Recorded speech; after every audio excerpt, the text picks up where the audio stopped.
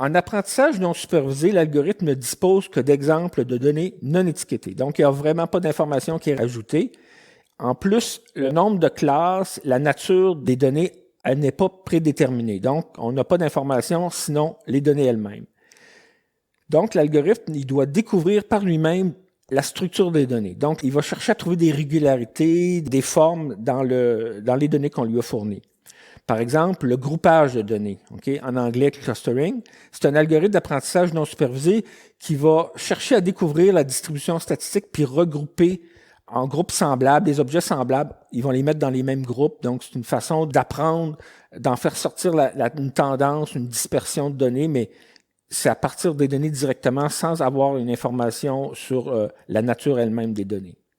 Donc, l'algorithme il se base sur les exemples disponibles pour les classer en groupes homogènes qui correspondent à une classe selon une mesure de similarité. Il va regarder la similarité entre deux objets, puis si la distance entre les deux objets est faible, il va les mettre dans la même classe, puis si elle est plus élevée, ben là, il va les séparer.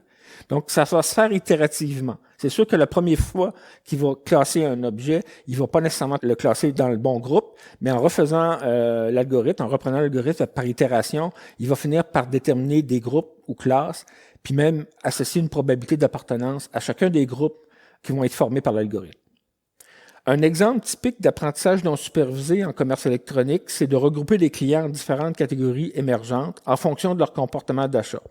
Vous avez des clients qui sont des innovateurs, qui vont être les premiers à essayer les produits. Vous avez des gens qui vont attendre d'avoir des recommandations, qui vont acheter par la suite. Puis vous avez les gens qui traînent un peu derrière et qui prennent du temps à acheter, puis il faut vraiment les convaincre de changer leurs habitudes. Donc, en gros, on voit 3 catégories, mais on peut penser à des catégories beaucoup plus diversifiées en fonction des besoins de ces clients-là et des produits qu'on leur présente.